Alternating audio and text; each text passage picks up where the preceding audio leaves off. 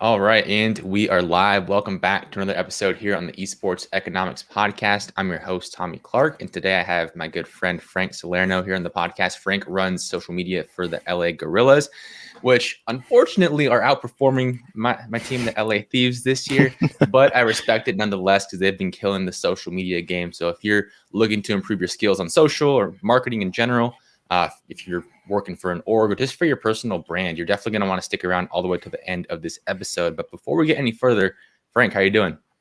I'm good. Thank you for having me on. And thanks for the kind words about the Guerrillas socials. And listen, there's still time to always come over to the Guerrillas side of LA. Don't ever feel pressure. We're open door. Come on in. Water's fine here. But yeah, no, in all seriousness, it's been a lot of fun. And thank you for your kind words about our socials. I'm excited to talk a little bit about what we've been doing and such. So. Awesome. Yeah. For anyone who might not know who you are, what you do, just kind of give us the backstory of how you got into gaming and esports and ultimately how you got into the marketing and social media side of everything. Yeah. So people who don't know me, I'm Frank Salerno. Like Tommy mentioned, I'm social media manager and also community manager for the Guerrillas of the Call of Duty League. And, I've been a big Call of Duty esports fan my whole life. So I grew up, as a gamer and into Call of Duty and kind of around the Black Ops 2 time, which seems to be the big turning point for a lot of people in our community is, when you got into the esports space a bit. And, I fell in love with the game there, met a couple cool people along the way who I kind of like grew up watching Call of Duty with. And I just was a fan for a long time. And then when I went to college at Syracuse University, I was a broadcast journalism student. So I wasn't even in the marketing realm there. But, esports was always something that I was, interested in and trying to decide, like, how do I turn this major I had into, like, esports? And, I took an esports class that we had offered at Syracuse. And, at the point I knew esports, I followed a bunch of esports. I followed CSGO. I followed Call of Duty, day by day. So like I had known esports, but it was just something to get interest in, like more of the professional side of it that I had really not known about. And from there, just trying to kept building my way towards the esports side of things, and eventually, started a few like independent projects. A friend of mine who also really loved esports, we helped build an esports show for a local TV station on campus. Did some more independent esports stuff, doing video projects for the ECAC and the NJCAA, which are collegiate esports conferences, and working collegiate conferences that also have esports divisions to them. And from there, I just started to build up my resume of doing covering esports in some way. And then leaving college in December, I graduated. I knew that like there were certain fields. I didn't know specifically like where in esports I could fit in, but I knew that I wanted to work in Call of Duty. I knew that I had a lot to offer to the COD community. And just having that connection to the community, I think, is really what kind of led me into the spot I'm at now with the Guerrillas, being the social media manager and the community manager. So, it was a lot of finding my place with the esports when I was growing up. Yeah, obviously, like I said, there were so many different ways I felt like I could have gone, but it was really just kept grinding and, making the paths open to when I finally reached that goal. It really wasn't that I had the goal in mind from the start, but once I got here, I realized this is where I was meant to be. So, it was just kept moving and going until you really found where you're meant to land. And very fortunate now, because I really feel like, this is working in the Call of Duty League and working in the socials in the community, especially being hands-on, it's a great opportunity. So. Yeah, no, that's great. And I really like that you brought out the idea of like independent projects and the fact that you did work on a show and a few other projects as well. Yeah. And I feel like that's a really underrated way to get your name out there. I mean, if you look at this podcast and the channel, it's somewhat of the goal with that. I mean, I already have a job lined up in a different industry, so I'm not like trying to get into esports, so to speak. But if I was trying to, like, this would be the route I would go, because I view it as a portfolio the way I think. So if a potential employer looks at my channel, like, oh, okay, it's kind of what he's talking about. If a potential employer sees that you built this show from the ground up or helped build the show from the ground up, that's a testament to your skills. So I really like that you brought that up. Now, since you've been with the Guerrillas in the past 4 or so months, what's been like the biggest thing that you've learned being new in the T1 esport, like the Call of Duty League space? What's been one thing that kind of maybe threw you for a loop? You're like, oh, I didn't know that, and like you learned over the course of the past few months. There's a lot of like I said, I didn't come from a traditional marketing background. Yeah. So I obviously, like, I was familiar with some marketing, with marketing, and being just a communications major in general in college, like you could come familiar with it, and working in socials just on different projects at school between a local station that we were working, a TV station, being broadcast with a lot of like TV stuff. So working with like a different station, or like working just in different projects throughout your career in college, like I became familiar with stuff, but it wasn't the tradition. It was the really like traditional marketing side that I had known about, but wasn't, really like locked in on. And, coming into the role, I can't really narrow it down to one thing, but it's all those really, those really like important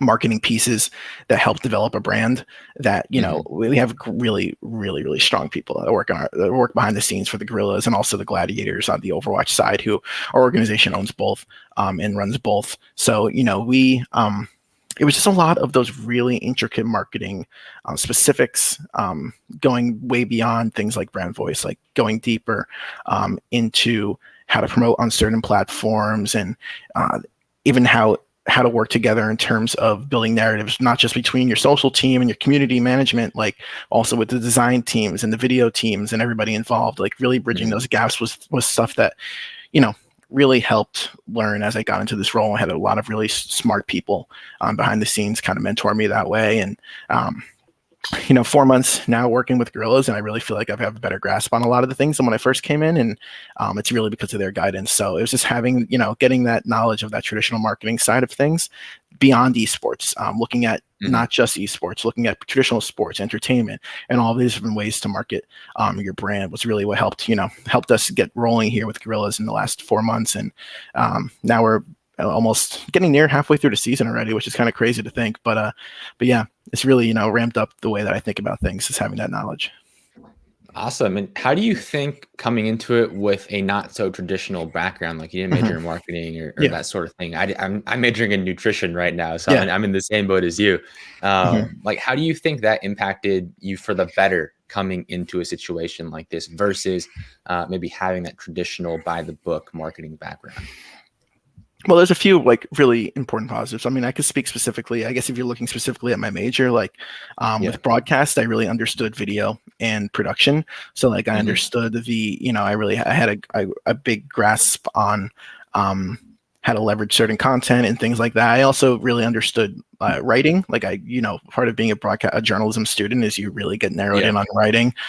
So that also came with, working copy for tweets and just how to approach certain situations in terms of how you want to publish information to a larger group of people. So that's something that also really helped us, just being able to be a good writer and understanding what works, what doesn't, pacing, and things like that. Because, it's really easy to type up a tweet, but like once you really sit down and look at it and get into the nitty gritty, like you can realize that like 1 or 2 words could change everything.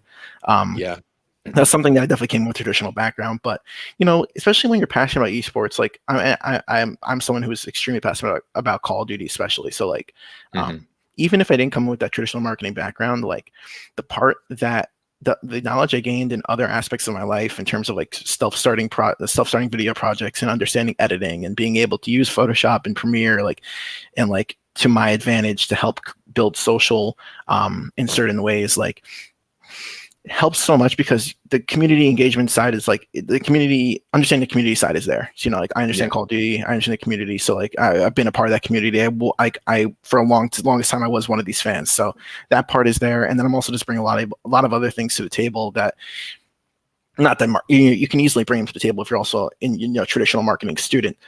But there was just certain things from broadcast, like that writing and like the understanding the publishing side and what goes on air. And I don't know, it's hard to explain, but there's so many little things you take with you along the way if you're coming from a different side into a different field, that like really adds up in the end. And there's so many things now that with this role that we've been fulfilling here with social media managing and community management, that like if I hadn't had these experiences in college in completely different aspects, doing like news coverage stuff, like if I didn't have some of these experiences, I wouldn't be as successful as I am now. It all just adds up and it all just builds into something bigger in the end. So Yeah, that makes a lot of sense, and it's interesting because you're not the first person that I've heard have a journalism background that has Hmm. gone into social media. Like Zach from Sentinels, also Hmm. I believe was a journalism major, and I mean he's another social media manager that's absolutely killing it right now. So Yeah. there's something to that, and I think it's what you said, like the idea of being able to write copy that's compelling, that Yeah. gets the point across. And on that topic, like what are some keys? And obviously we could spend the entire hour like diving Yeah. into the intricacies of copywriting and all that stuff. A podcast can't do it justice. But what are some keys that come to the top of your head as far as things that aspiring social media managers or just people putting out content on a platform like Twitter should consider when they're writing their copy for their posts? It all changes. So like there's a lot of important details. So if we're talking about structure, um, we there's I can't Yeah. give away every little trick in the book, but there's a lot of little intricacies in terms of how would you read this? Like how do you use grammar? Are you reading Mhm. this tweet? Do you want it to be sporadic readings? So you take away commas and you take away periods, or do you want it to be calm and collected? And then you have line breaks and periods and spaces. Yeah. So like, it's really as if you're reading it out loud. Like, how do you want it to come across? Do you want to sound frantic? Do you want to sound mature? Do you want to sound crazy? Like there's all different ways, and that just depends on your brand's voice and what narrative you're trying to put out. Also, in terms of your verbiage, I mean that it's something that obviously a lot of people on this show have talked about, and just in general in marketing and brand and building a brand is like what verbiage you're using to portray your brand voice. Like there are certain words and certain phrases and certain like dialects that every brand focuses on using. Um, Mhm. you know, depending on what narrative you're putting out, depending on your voice of your brand, and um, so yeah, it's really like you gotta imagine how someone's reading it, and you can tell a story in the smallest amount of words. Like we just had a Yeah. tweet go out. Literally, it was scheduled to go out, and it just went out now. During this during the show, it went out at the beginning at 5 o'clock Mhm. as we're starting at 5, and the tweet was "Stay focused, stay destructive." And then instead of doing "Stay focused, stay destructive" altogether, we had the period breaking and an extra line break to separate the when they made the major and like saying major 2 is tomorrow. It's just like how you're reading it. You want to sound Yeah. like, you want to sound kind of cryptic with it. You want to sound ominous. You want to sound tough. It all goes into one. And just imagine how the casual scrolling on Twitter is going to read that message. Imagine what kind of voice and what kind of way you're putting that into their hands. So it really is a kind of putting yourself in the shoes of the viewer for a little while when you're making that kind of copy. Yeah, that makes sense. And I think a really simple, like actionable takeaway for anyone listening would be to literally read the tweet out loud Yes. before it goes Yeah. out. Like, Yeah. there's so many times where I've almost posted something, I read it out, I read it out loud, and I'm like, that doesn't actually quite sound like the way I want it to sound. So Hmm. that's such a simple thing. So I'm really glad you touched on that. And before we move into anything else, I do want to ask about the esports class you took in college. Like, how did Yeah. that go? How was your experience with that? Was it overall a good experience? Were there some things where you're like, I don't know about this? Hmm. How did that go? So yeah, we at Syracuse, we are fortunate enough that we have a few professors that we have. I'm sure there's many more that I just don't know about. But there was a few professors Yeah. specifically in the communications field that had a passion for esports, and they felt that it was important to bring it to the discussions in communications, especially because like I don't know, I'm sure not many people listening know about like sports broadcasting colleges, but like Syracuse, the communication school I went to in Newhouse is like very Hmm. staunch sports broadcasting. Like it's all about like being a play-by-play guy or being an analyst or reporter Yeah. for sports. Like so like bringing esports to light was something that they felt pretty passionate about, to kind of like open people's eyes to like, hey, there's another side to this you can look at. It's a growing industry. And going into the classic, I said, like I was obviously a giant Call of Duty fan, and followed CS at the time and Rocket League and some other esports. And like I was familiar with esports. I knew what it was. And like getting into the class, I thought it'd be really about the growth of what esports is and like the business side of it. Hmm. And early on, I walked into the class and I was getting handed syllabuses, and it was like, what is esports? I was like, oh, okay. So this is more like introductory level. Into their defense, like Yeah. it wasn't like a problem. Like that's what it should be. And I just didn't have Hmm. that click. So I walked into the class kind of like, okay, I was maybe a step ahead when I should have maybe put myself a step behind. Um, and that helped me a lot though, because I was able to help, fellow classmates who didn't understand a Yeah. lot of things. Like, and together we really started to grow a big conversation around esports. Every single day we had class, and there was a lot of times where I'd help lead conversations that I just knew more about, talking about certain things. Like at the time, it was the Call of Duty League, I believe, was transferring to the franchise structure, and I was trying to help, really explain to people what they were aiming for with that, and like kind of how that differed from what we've seen in a lot of other esports. So yeah, it was just really, I really enjoyed that class, and it was a lot of fun. We ended up going to ESL 1 in Brooklyn for CSGO event as like a class trip. So that was a lot of fun at the Barclays Center there. But yeah, nice. It was just a really fun time. It was a really good class, and I was happy that I was like I took a lot away from it. A lot of the guests we had were like really, really smart people, and I made some really good friends also from that. And one of them I mentioned I started like an esports show, and that was like one of the people I met in that class. Like we really connected over gaming through meeting there, and that I feel like that kind of esports show got me another opportunity, which eventually led me here. So at the end of the day, like it all worked out like for the best possible way. And yeah, if you ever have that opportunity to take that kind of class, even if you feel like you know a lot about esports, you don't, and once you get in there, just like I did, you learn so much more. And you can also help other people along the way, and that's the best part about it. So yeah, no, I love that. And I love that you brought up the idea of kind of bringing new fans into esports. And I want to kind of segue that into what you're doing currently with social media. Like what role does your social media presence for the LA Guerrillas kind of play in bringing that person in that maybe isn't already the avid COD fan? They weren't watching back in Black Ops 2, back in AW, et cetera, et cetera. They're kind of just finding out about esports now and finding out about the Call of Duty League now. Like, what role does social media for an esports org like LAG play in bringing that new person into the ecosystem? Yeah, I mean, there's a lot of new people that don't completely know what esports are, and they know that like it's competitive gaming, and they know that they understand Call of Duty. And I think Call of Duty, you're kind of at a position in Call of Duty where it's a little bit easier to connect with somebody, being that the barrier to entry for Call of Duty is lower than some of the other esports. You look at a game of Call of Duty compared to a game like a League of Legends, and like it doesn't take as I would say on average, I don't know, I don't have facts to back it up, but it doesn't take as long for someone to understand Call of Duty. 100%. Yeah, so like we're at a little bit of a good situation there. In general with Call of Duty, you got to think about like it's something that my coworker and we always discuss is like, I don't have the exact number, but it's something like 70 million Call of Duty players, and then like a very small portion of that is competitive, like league play players. So you look at like what is the difference between like a casual Call of Duty player, someone who plays Warzone 2 hours a night with their boys, and then someone who plays league play 4 hours grinding, making obsessive callouts into their Discord. So like it's just about tapping into certain audiences and helping people understand that the Guerrillas, especially I guess for local LA people, is like a very central, like a LA focused team, trying to represent the city the best it can be in game. And people then realize what that is when you get to the matches. And it's really just about tapping into those people who understand what gaming, like understand gaming, understand Call of Duty, but like haven't really taken the next step to understand esports. And I guess your role as social media manager is making sure you're balancing the two.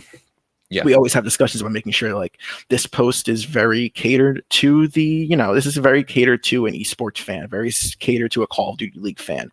Then there's certain posts that are more catered to a casual audience, and we have some of those that we constantly are pitching back and forth and focusing on doing to try to cater to the more casual gaming audience.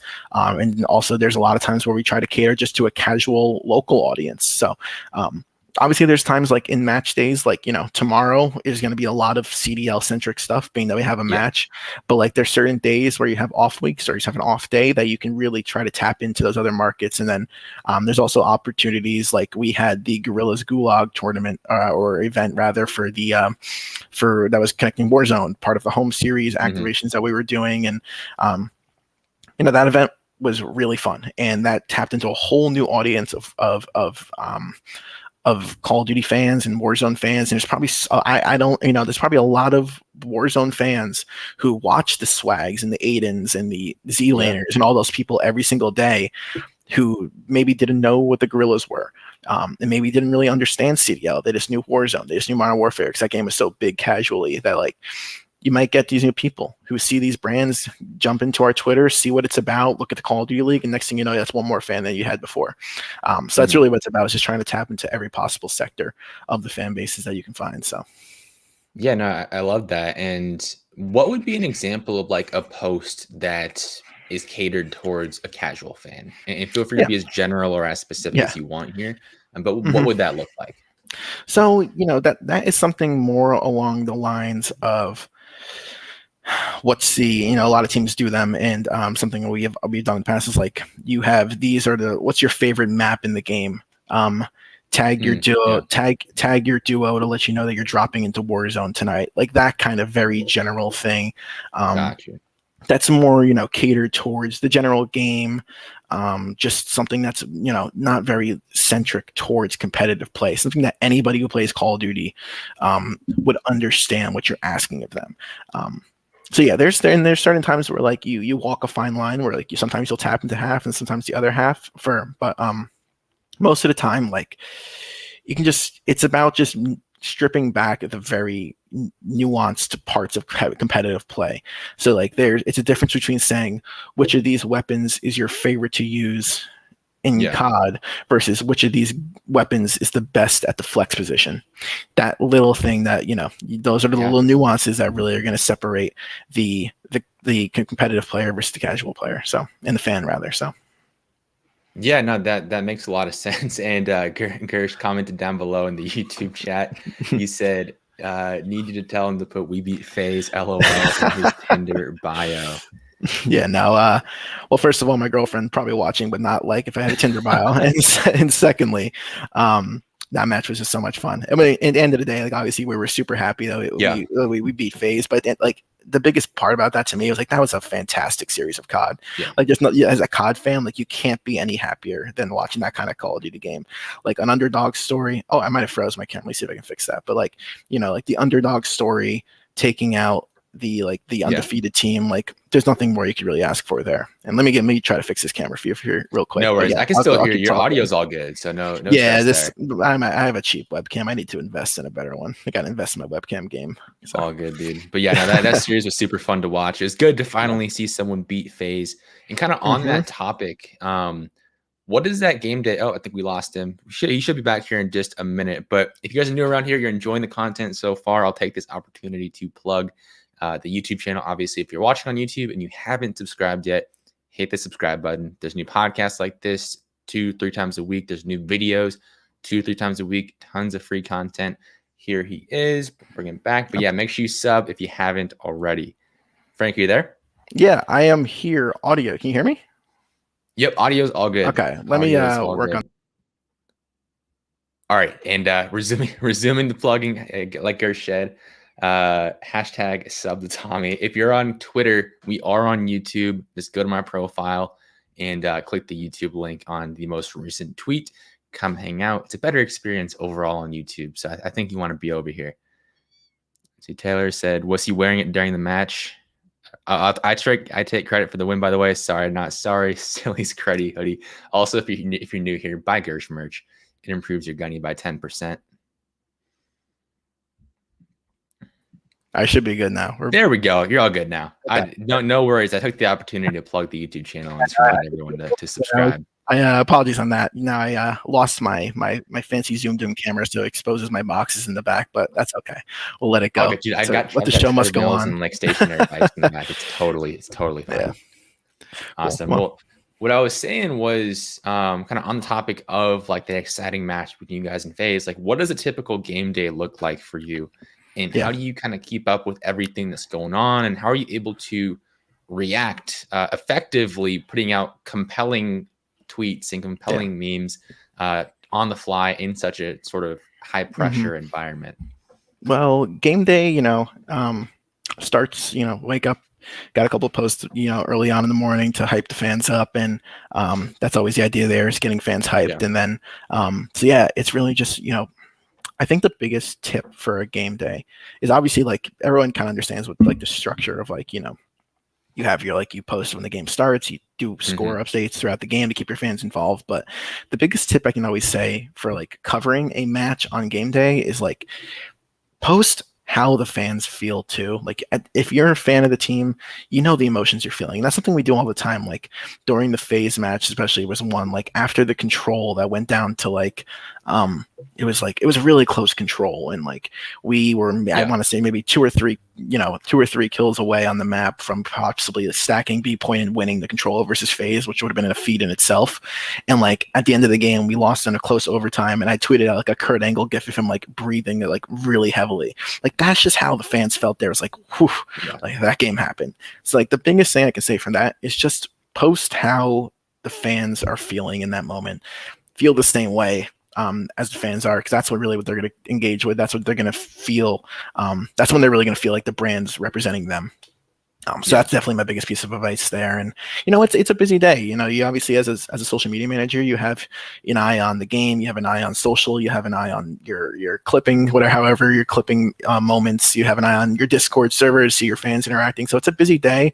It could be overwhelming, but just know that like you have a whole team that's there to help you. Like there are a lot of individuals who are also the same way on your team watching the match, like there to support you in those moments. And I know that, and that's something like early on, I had people on my team saying to me, hey, we were all here. It's completely under control. And like, that has helped me just, if there's really a moment where I'm a step behind, there's a lot going on and like I'm behind on a tweet or I'm behind on a post just because like I have my hands in 10 places at once. Yeah. There's plenty of people who are helping and stepping up and saying, hey, let me take this real quick off your hands. And that just saves so much time, makes the feed so much better. And so it's a busy day, especially when a match gets really crazy, like a phase match or like any good game that goes to a game 5, like when it gets a little crazy and there's a lot going on, like it could be a little overwhelming, but it's just about taking a step back, prioritizing the important things, and really treating it as if you are feeling like one of the fans. So I think that's definitely the biggest piece of advice I can give on that.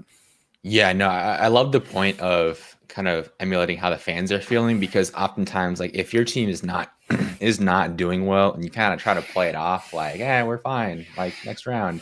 There's like this disconnect between reality and like the brand voice you're trying to portray. And that can it might lead to some engagements, but the engagements aren't always the best in that regard. So I like that idea. And I've never heard it put that way, but that makes a lot of sense. Like the idea of tweeting how your fans feel. So I love that. Now, obviously, and sorry to jump in there. Sorry, there's certain times where like obviously like it's not about complete. It's about focusing on the.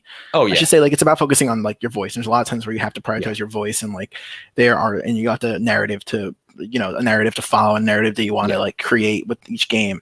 Especially like those in-match moments when matches are really close and people are popping off. Like just react the same way your fans are acting, and they're gonna latch onto it. They're gonna agree. They're gonna engage. And like when I say engage, I'm not just saying like get your engagements up. It's not about the metric. It's literally about engaging with your platform. It goes beyond getting the clicks, and it literally just means having fans have that one-to-one connection with your brand. So that's the important thing. That goes beyond the metric. That's something you like. It's hard to measure a lot of the times because you can just tell by how they're feeling, how people are replying and stuff like that. So when I say engagement, I don't always mean that actual metric number engagement. So some people make sure people understand like it's not always about that. Sometimes you really just got to connect with your fan base. So yeah, no, that is super important. I'm glad you clarified that, because that's 100% true. Like you can get 100 likes on a tweet, but if no one's actually like commenting or replying, actually engaging in a actual conversation, you're not even on Twitter or Instagram, like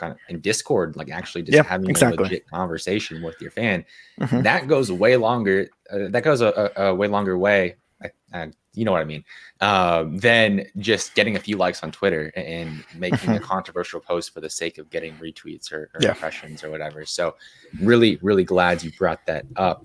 Now, on the topic of brand voice, in situations where you're not sort of taking that approach of emulating how fans are feeling, it maybe isn't an in-game scenario, what would you say the LA Guerrillas brand voice is? So the idea of the brand voice for the Guerrillas is really being that like proudfully chaotic team, the team that wants to, be like team that wants to like be under the radar. Like obviously the Guerrillas have always seemed to be like the team that's considered the underdog pretty much going into virtually every match. So it's really being that like, that like ominous team who's just literally there to cause chaos and be proud of it. And Mhm. like the phrase we commonly use is like, light the match, throw it in the trash, see it burn on fire, and then walk away happily. Like that's kind of the idea. Is like starting some madness for the sake of just enjoying it and like reveling in people's like, wow, that actually happened, or like, oh my gosh, this is happening. Like that's really the idea, is being that ominous figure that like really revels in that kind of situation. So I definitely think that's the voice we try to take with a lot of this. And, we have been also fortunate enough that like it's really helped us in terms of like being proud of the chaos we've started in some matches. And like, when we succeed in terms of like really causing chaos to people's like to the games, and some big upsets, like, that's when we really like, that's when we're like, okay, like this is exactly why we do what we're doing. And like, we make sure that's portrayed in our brand voice, is like, that this is why we're here. Like we are here to literally cause this kind of chaos, and really have that like this, like, what's the phrase I always use? Also like proudfully chaotic. I don't know. I think that's kind of along the lines, but yeah, playing with that kind of idea is what we always go for. Yeah. Yeah, no, I like it because, I mean, like you said, you guys often come into matches in the underdog position. Not every match, but I mean, a lot of matches, and people want to see you succeed. So you're not in a situation where you have the expectations of an Optic or of an Empire. So like when you guys upset phase, everyone goes crazy and absolutely loves it, and you can kind of take advantage of that. So I really like that brand voice, that personality that you kind of voiced there. How has it helped having like players like Silly, like Apathy, like pretty well-known players in the COD scene on the roster this year, in terms of the ability to create content and just kind of get more eyes, excuse me, on the brand? Yeah, so I mean, obviously, like having going into the year, the biggest thing with this team, and it was the tagline of the return was the return to glory. Like this team, as everyone knows, and it's been said a lot, but 3 of the 4 last time 4v4 was played in COD, 3 of the 4 world champions, and then a young gun in Reese, who Reese is outstanding. I love watching that. I love watching him play.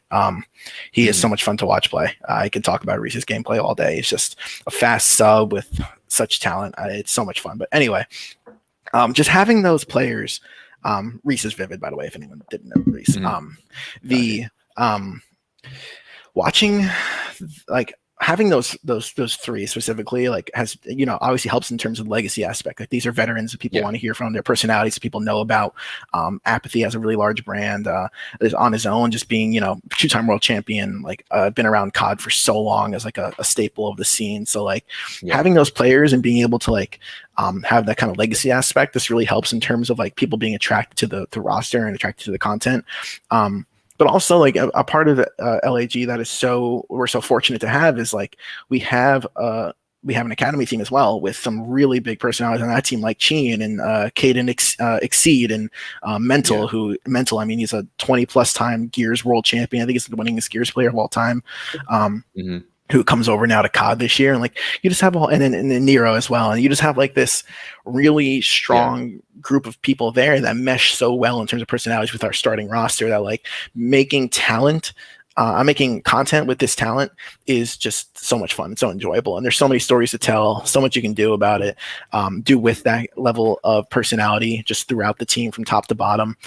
Even Ricky and Bevels, our coaching staff, like they also have some great personalities. Like it's just, you have such a great opportunity with this kind of larger team to make content. My camera just froze again. I'll fix that. But yeah, just an opportunity to make some content with that team is like a ton of fun. And there's so many different opportunities, and having that legacy aspect of the obviously the 3 starters that we have, and then Reese also with them, just like helps a lot. Yeah, there's a lot of stories to tell there, and a lot you can deep dive into, and something that we've been starting to leverage as a team and looking into the future for content we can make. So yeah. Awesome. And how open are the players to partake in content? Because I know that's a common kind of concern in esports. They're like, obviously during season, especially scrims, you have matches, you're kind of worn out from long days of competing, and maybe players in some cases might not be as open to content. But I would imagine, like you said, with players like Apathy, who has a pretty large personal brand himself, creates tons of content on YouTube, players like Silly, who are pretty outgoing, that might not be as big of an issue. So how open are the players to kind of sitting down and banging out some videos or some content pieces? Yeah, so I've now used this. It's funny. I've literally used 3 different webcam software so far to get this to work.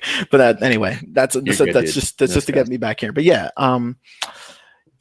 it's the biggest thing with that, and it's just for every single esports team. It's just making sure that like the number one priority for them is the competition and the practices and the scrims and the games, and nothing will ever get done that takes away from that. So is obviously like, and I as long as like everything's balanced well, and they're getting the practice they need, they're getting the personal time they need. I mean, some of these people have families. Like Apathy obviously has a family. Like as long as they're getting all the personal time they need, all the practice they need, all the competition, like everything that VOD review, everything they need to do is the priority. And then after that, they're always so open to help us out, and everyone's available. Like, everyone's very receptive, and it's a great team we have here. I can't speak highly of enough of like the marketing side, but also the roster and the coaching staff. Like everyone's really receptive and open, and it's been a pleasure to work with them. Just as like a COD fan, also like my whole life, like being able to work with this team, like it's so cool. Like they're such great people. Like I don't have a bad thing to say about anybody in this entire organization. Like it's so much fun. It's so amazing. So as long as they're getting everything they need to get done, like in terms of the competition and then some, that's a priority. And then obviously they're always receptive to do things when the time calls for it and when they have the availability to do so. So awesome. I love that. And kind of shifting back into the strategy side of things a bit more. What platforms are you guys on? Are you guys are on Twitter, I know, Instagram. Are you guys on any other platforms? Yeah, so Twitter and Instagram obviously are the biggest ones for us. We also are growing our Discord. Like that's something that we've been really focusing on, is growing our community within Discord. So I think that's probably right now outside of the Twitter and Instagram, and also starting to work in terms of integrating TikTok more into our plethora of content. Like Discord is biggest priority. It's just about really growing our community there, and we are starting to see that. We just held our first watch party for this year, the 2021 year, for the Thieves match, which was an overwhelming success. I felt like a lot of really engaged people in there, and some great fans. So that's something that we're really focusing on heavily. And then TikTok's another one where we're constantly trying to expand the content we can put there, and continuously work to grow that. Just because obviously like, it's one of the biggest platforms in the world. It's probably up there. It's getting there.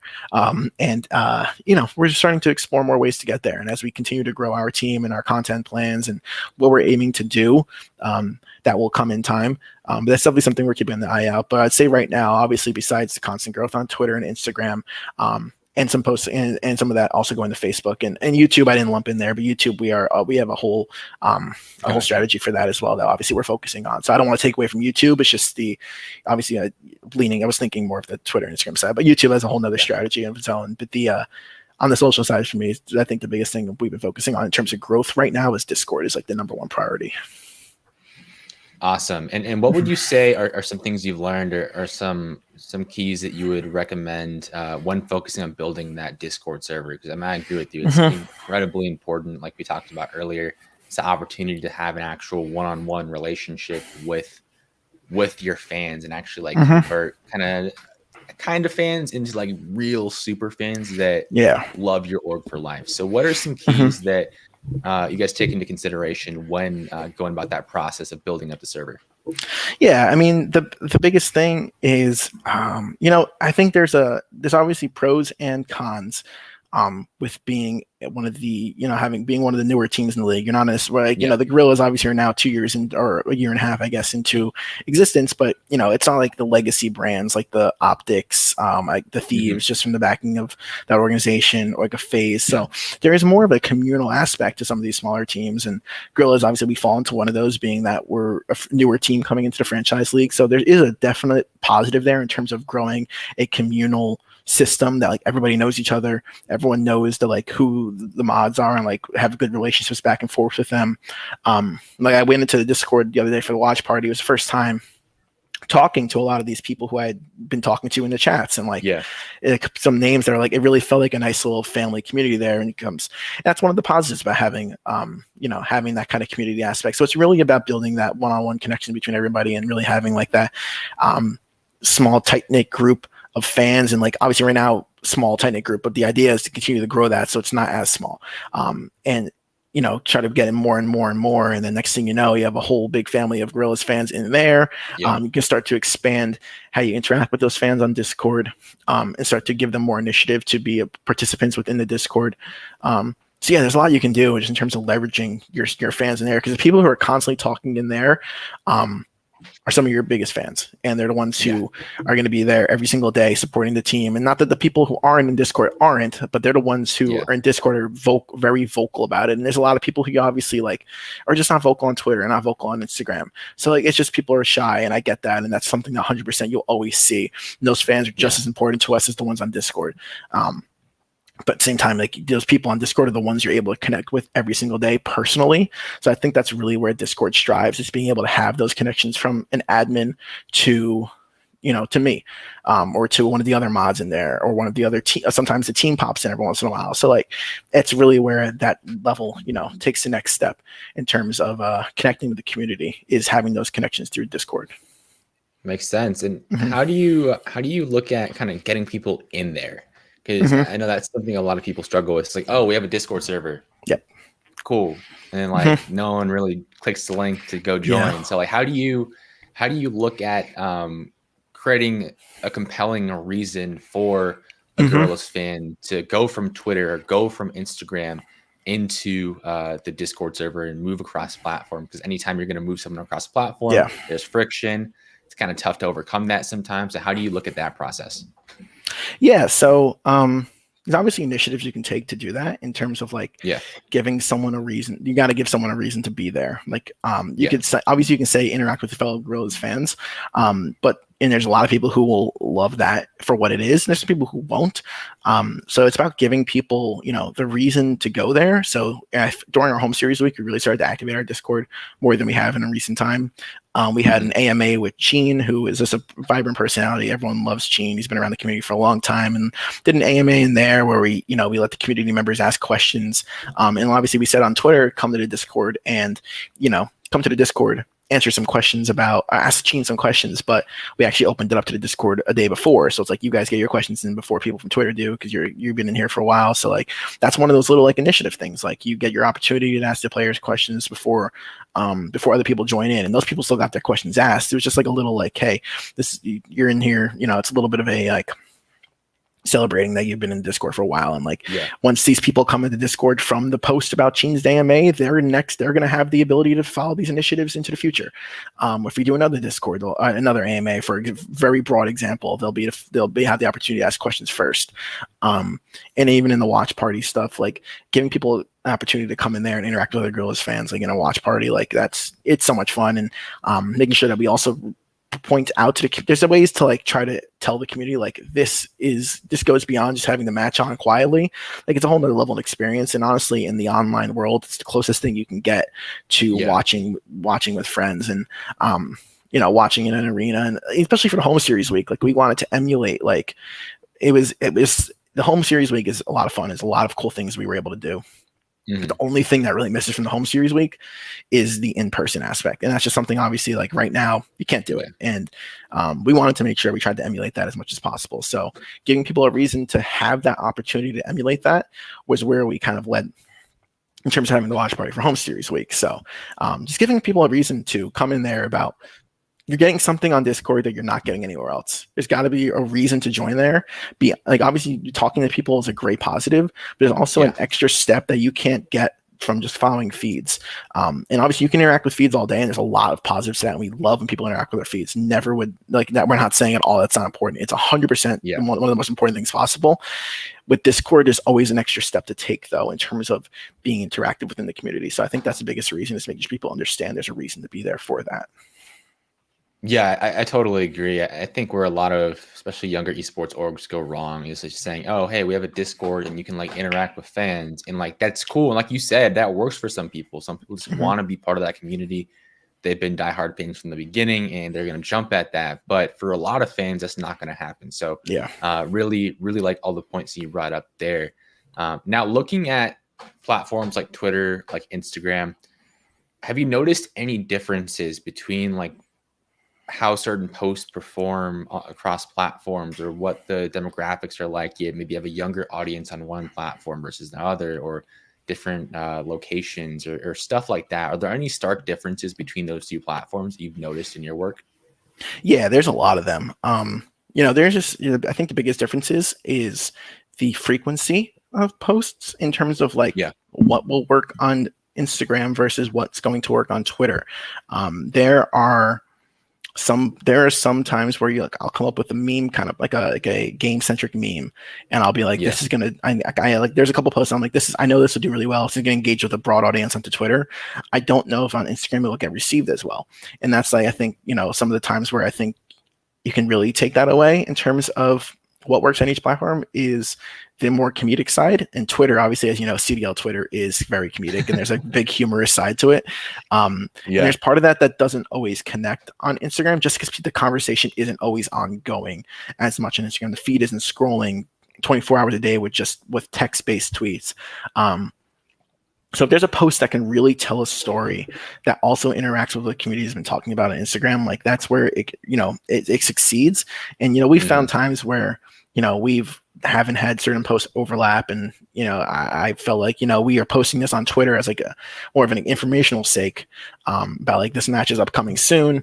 But like on Instagram, got to give them a little bit more to eat up, got to give them a more of a reason to like, okay, this is a big next step that I need to focus on more. If we have 3 matches back to back to back, doing 3, like we play this team, then that team, then this team, different graphics on Instagram isn't always the best way to go. Whereas on Twitter, it's like people are like, okay, that's the next matchup. That's good to know. On Instagram, it's like give people a reason to interact with all of the content you're going to make in different places on IG story, on IG Twitter, or on Twitter. Like there's like, Instagram is the place that people go to really get something big every time they see your feed. And obviously, just because of the way that the frequency works on Twitter, you post a lot more onto there. Instagram, every post has to give them a lot of, kind of condense everything you've been talking about on, like, I guess you can say Twitter in the last day or two, condense that into like one post on Instagram. It's kind of the way you think about it there. Makes sense. Yeah, no, I like that approach a lot. Now on Twitter, obviously during game days, you're going to be posting quite a bit and pretty frequently within a short span of time. But on an off day or even in the off season, like what does that cadence look like for you guys? Are there days where you just don't post? Or are there weeks where you kind of lay low a little bit? Or what does that look like? So ideally the goal is to never have a day where we don't post. Okay. I mean, like you always want to interact with the community somehow. And, you never are we going to go a day where like, today we're not posting. There are times where things happen that are outside of like either outside of our control or like I shouldn't say popular culture, but like just in general news cycle that like it's a day where you're like, okay, we should take a step back today.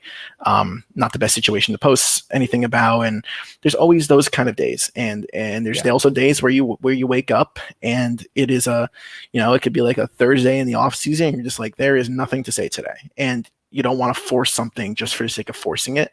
But there's also many different little tactics you could use to like find different ways to interact with your community, or just keep yourself engaged in people's feeds without actually, having too high of an ask in terms of getting design and video and different teams involved. There's always ways to interact with your community that don't have to be bangers every single time. And I want to make sure people understand that too. Is like there's a lot of people like in like Twitter who want to be like, take the next step, but not every post needs to be a banger. Not I'm every clipping post. This, and I'm going to just pin it to the top of my profile, or make it my channel trailer on YouTube, because I am with you. Yeah, not every post needs to be your 5-star meme. Like there can be posts that, that they're engaging with your community in a certain way, but maybe it won't take that next extra step that like those high level memes or like those really like shots fired posts are going to do. Like it's okay. Like you don't feel pressure every time you put out to really reach that next level of, success in your metrics in terms of likes and retweets, but also just like, more of the deeper analytics in terms of engagement rate and impressions. And I always say, don't feel pressure to make those kinds of posts. There's a lot of times where it's really just about reminding your community, like, hey, we're here for you. We're your team. And that's really important as well. It's just as important to say to your community, like, what's up, Guerrillas fans? Like, that's just that kind of basic level, surface level post is just as important sometimes as it is like the big match win, spicy take meme. There's different reasons why they're important.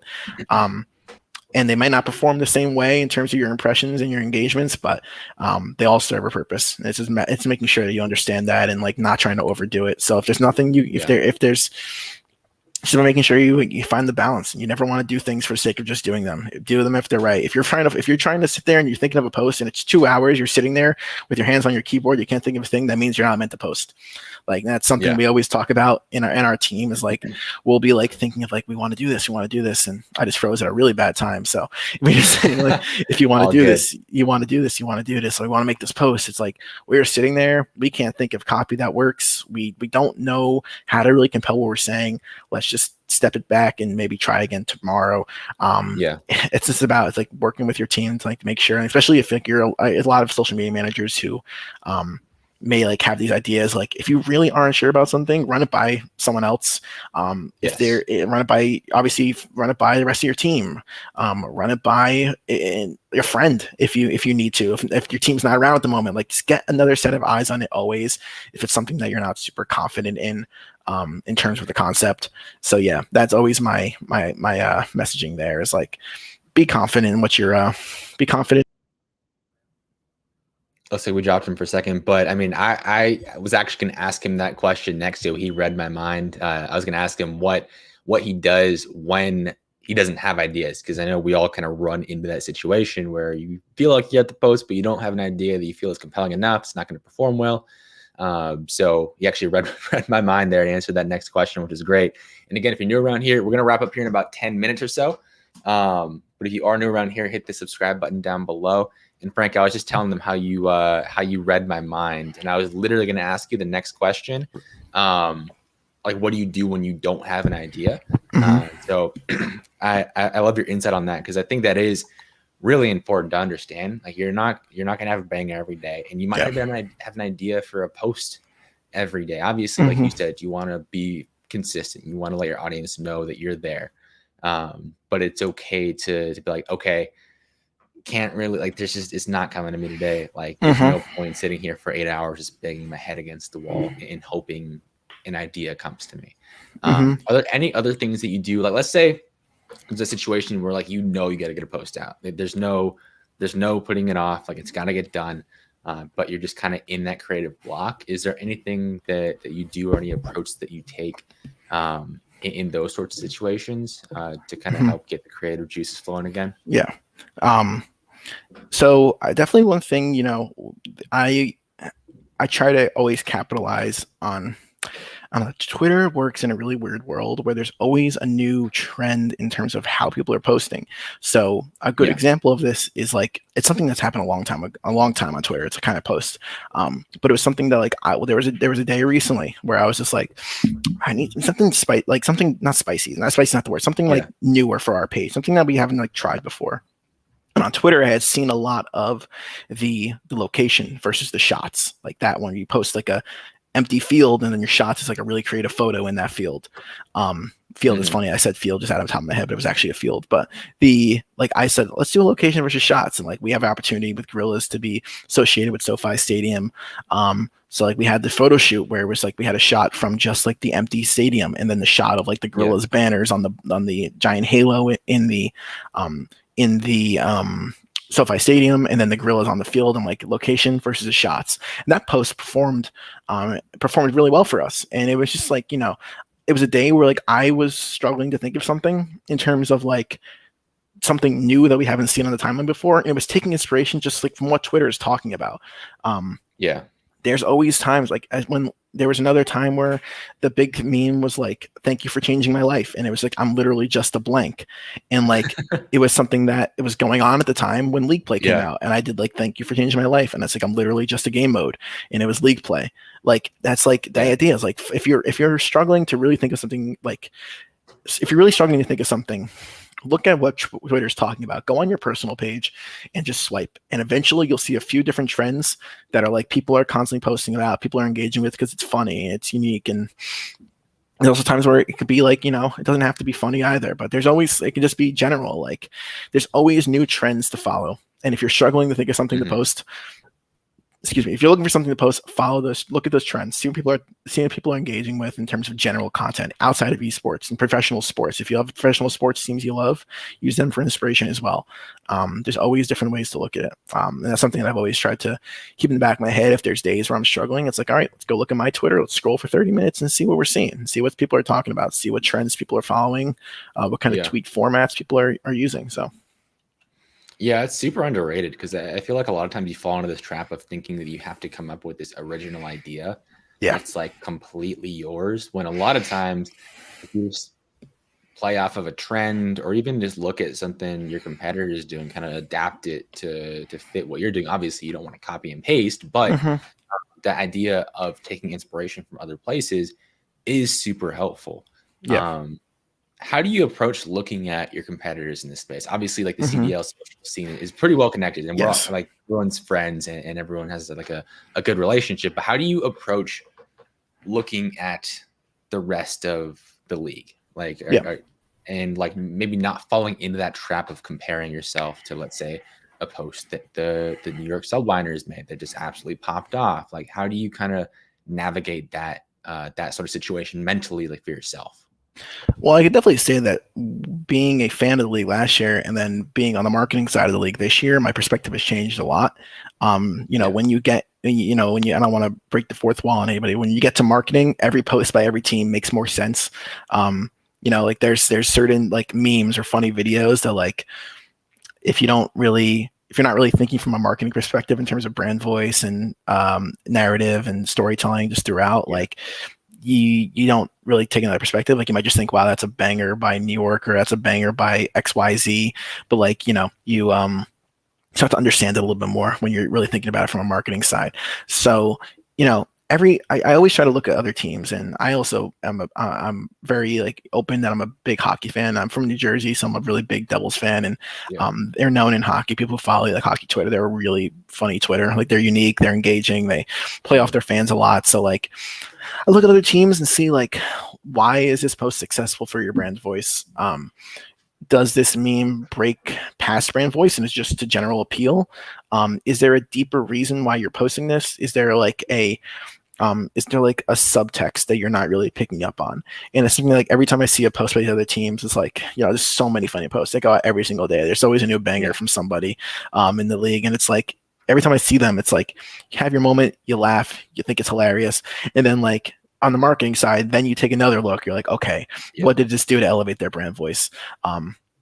And then you always, it's nothing wrong with like looking at your competitors and saying, wow, that was a great stuff. That was a really great example of how to do this. Like, there's nothing wrong with that. It's being proud of your peers. And I'm sure, I hope, I don't know, sure, but I hope that there's other people who look at some of the stuff that we've done and said, wow, that's a good way to elevate this. And like, so like, yeah, I mean, that's the goal, is like, that's why we're doing this together. And like you said, like, obviously we're all different teams, and like, but we're all, at the end of the day, like, we're all in this for one goal, and it's elevating the esport that we love. So like that, and that's one of the common goals that cross all of these teams, is like helping the growth of competitive Call of Duty and Call of Duty esports, along with our own individual brands. So I mean, don't shy away from competitive analysis just because you don't want to, like, it's not about copying other teams. It's about studying why this is successful to them and then transferring that into the way you approach things for your brand. Definitely. And one thing you've touched on a few times throughout the interview is like the idea of kind of pulling from industries outside of esports. And I think that's super, super underrated, because a lot of times in esports, it can be kind of an echo chamber, and like, it's like a trend that literally every team takes part in. And like, there's a lot of similarities across brands, especially like not necessarily at the T1 level, but like in the kind of the T2, T3 level, there's a lot of like copycat going on. But like the idea of looking outside of just esports is super helpful. And like you said, I mean, you didn't have the traditional marketing background, and me personally, like I said before, I don't either. And I feel like that kind of helps to an extent, because you can take ideas from different places and apply them in esports, and it looks like brand new. It looks like, oh my gosh, this is the genius idea. Like, how did you come up with this? Like, bro, there's a company and like a DTC brand that did this, and it performed pretty well, so we kind of adapted it. So I really like that you brought that up. And are you mainly looking at sports teams, like traditional sports? What other kind of industries do you look to for inspiration there? Yeah, so I guess like the easiest examples are the sports teams are like the the one Yeah. go-tos, and hockey is, I think, I don't know, I probably am making some people upset saying I think the hockey has the best social medias in terms of each individual brand. I'm sure there's someone who will defend another sport, but I obviously I don't know about I don't really know much about like soccer in the UK and abroad, so I don't really know about the socials there, but at least in like terms of like NFL, NBA, NHL, and MLB, like I believe that probably hockey and baseball are pretty two bet in terms of marketing and social media. So hockey is one that I always look at a lot, and one that I follow, and just seeing how those brands kind of elevate their position and have fun with what they're doing. I think that's the biggest thing, is making sure they're having fun. And there's going to be a lot. And I think the biggest thing about professional sports to take away from, and that I take away from professional sports, is how to handle many different situations. Call of Duty has losses and has transactions, but it's not at the same rate that you see in professional sports. So every single day in professional sports, players are getting sent up and sent down from the minor leagues. Players are getting traded. Teams are losing every single day. So while there's a lot of these instances in esports, it's nothing compared to traditional sports, at least in Call of Duty. Like, people don't get traded every day like they do in hockey, and people don't lose games every single day like you do in like in hockey or baseball. So like being able to see every single day a different approach to how you handle transactions, how you handle losses, how you handle wins. There's always new examples of things that are happening at a much faster pace in professional sports than there are compared to esports. So you get a lot of different ways to look at how to handle different situations on the smaller esports scale. And then in terms of like, different brands outside of professional sports, it's just seeing, it's kind of tracking which brands are the ones that people are talking about the most. There's always there's always somebody new doing something unique in terms of how they interact. Like for the longest time, it's like a Pop-Tarts or like a Wendy's. Like those are like the, like those are always traditional aspects, but there's always someone new who's taking that next step to be that kind of brand. So it's like, if people are talking about it, there's a reason they're talking about it. So check it out and follow along. There's so many brands in the world. You could follow so many different ones that are successful. But whatever people are talking about, there's a reason they're talking about it. So like, take a look, see why it's so popular, and follow suit from there. So. Cool. Love it. And just a few more quick questions before we start to wrap it up. And if you're watching on YouTube, don't dip out. I know whenever like you start to mention that you're going to end the podcast or wrap up the video, retention just plummets. So if you're watching on YouTube, stick around. There's some good questions coming up. But the second to last question is, like, if you had to give just one takeaway from this podcast episode of everything we talked about, or even something maybe we didn't talk about, didn't touch on, what is one takeaway that you want someone to walk away with? And obviously, very loaded question, a million different ways to go with that. So feel free to take that question wherever you want. So I think something, I've come to learn, and it's not that I didn't come in with the mindset as much, but because, I started to really narrow in on my mindset going into the working here with Guerrillas in December. But the one thing I always want people to remember is, like, if you want to be a social media manager in this field, and I said this before, it's not just about making memes. And when I got this role, I had a lot of people text me like, "I can't wait to see the memes." It's like, yeah, that's a big part of it. Like, you're gonna make memes. That's part of being a social media manager in Call of Duty, or at least in esports in general. But you gotta remember that, like, you're trying to market an entire brand, and you are the social presence of that brand. And there's a lot that goes into that in terms of fulfilling like responsibilities for partnerships, or fulfilling responsibilities for when your merchandise store drops, and also just starting to really grow the way your brand is perceived in a local market versus a national, on the national stage. Just making sure that people really understand, like, if you want to work in this space, you want to do marketing in esports, you can't just try to be funny. It's not about just being funny. It's really about understanding what you're trying to accomplish for a brand, and what your brand goals are, like what your entire team is trying to do with every single piece you do, from the video side to the design side to the partnership side to the social side. And there's always a common thread, and finding that goal and making sure you're working as a team to make that happen.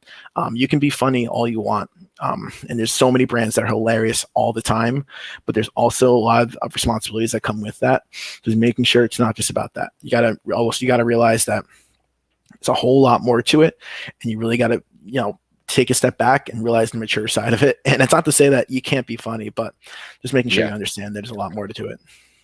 Yeah, it makes sense. I mean, from a basketball player's perspective, I kind of look at it like the meme, like the banger meme that gets 2,000 retweets and 10,000 likes, kind of like the game winner that everyone talks about, but like the the tweet that is just kind of acknowledging your fans or Yep. just kind of there that gets the job done that needs to get done, but isn't like this viral sensation is Yeah. like just fundamentals, like your dribbling, your layups, just stuff Yeah. that's kind of just boring, so to speak. Yep. So yeah, I definitely agree with that. And the last question I have for you today is, do you drink coffee? And if so, how do you drink your coffee? I do drink coffee. If I had the option, I would drink iced coffee every day. I don't. I mean, I probably do. I don't have that level of making it and putting it in the pitcher. Like I'll brew it up I'll just have I'll make it in the morning. I usually am a creamer guy, so like a caramel flavored creamer. I don't think I've ever said caramel in my life. I always say caramel. I don't know why I just say caramel, but anyway, like a caramel flavored creamer, or I'm a big sucker for like a quad shot like latte. They had from like Starbucks. Like Starbucks had this it was a pistachio latte that it was really pistachio. He's watching this. Is he? What's up? I said he dropped a nuke in CCL. Was that in CCL? He did that? Yeah, that was him. That was Man. I forget when it was, but he did in fact drop a nuke in the CCL, and that's crazy. I saw that clip, and then the QBZ almost got GA'd, so that would I was a really funny aside, but just because we're talking, I was playing last night. I've been obviously so in touch with the pro scene that I didn't really realize that I knew that they were going back and forth on QBZ, but I didn't realize they got GA'd like hard. So like I jumped in last night. My friends were doing a scrim for their CCL match and needed a fill in. So I filled in for a few maps. And I pulled out a QBZ and I got yelled at. I'm like, the GA'd already? I'm like, the patch came out 3 days ago. I'm like, the gun's already GA'd. So I put it away, and shout out silly. I was using the 6 attachment iron sight QBZ. But anyway, there you go. Yeah. But yeah, I don't know when they're gonna bring it back, probably sometime next year. But the pistachio latte from Starbucks iced was really good. So yeah, I'm a sweet coffee guy. I don't really drink black coffee. I did a little bit during quarantine, like at the height of when COVID was first coming, what's happening in March and April. Like I don't know why I was experimenting with black coffee, but it's not the way. No. I'm a black coffee person. Are you? Personally, well, cold brew. So I mean, technically, there's no sugar or anything, but lots of caffeine. It's very efficient. Gets the job done. Yeah, I'm a caffeine fiend. But yeah, I am a big energy drink guy as well. So yeah. Yeah. No, I feel you. But dude, I appreciate you taking the time. This is a super fun conversation, and I mean, we could have probably gone for 2-3 hours if we had the time. So we definitely need to do a round 2 at some point. But for everyone watching, where's the best place to keep up with you and everything that you're doing? Yeah. So first and foremost, most importantly, at LA Guerrillas on all socials. We across the border, LA Guerrillas, 2 R's, not 1 R. Common misspelling, you might see every once in a while. So make sure everyone. That out when I was doing some promo images. Yeah. We are. I am Saint Frankie on Twitter. You see underneath my my webcam here that was constantly not working on us. Saint Frankie on Twitter. That's where I'm most active. You also see me in Discord servers for Guerrillas and whatnot. So if you ever see me, feel free to ping me, ask me questions, start a conversation. I'm very excited to connect with the community and meet new people in COD. It's so much fun. Everyone's always a blast. So if you ever want to reach out, please feel free to. That's where you can find me. So. Awesome. Well, Frank, again, I appreciate you taking the time. And for everyone else watching all the way till the end, I appreciate you as well. Again, if you're on YouTube, drop a sub down below. There's new podcasts just like this 2-3 times a week or so, and as well as new videos touching on marketing and business in gaming and esports, as well as if you're listening on the podcast, drop a 5-star rating and review down below. That always helps the show get out to more people, helps people know that I kind of know what I'm doing when it comes to like interviewing and stuff. So I really appreciate that. I appreciate you guys stopping by. Frank, thanks again, and I will see you guys in the next episode.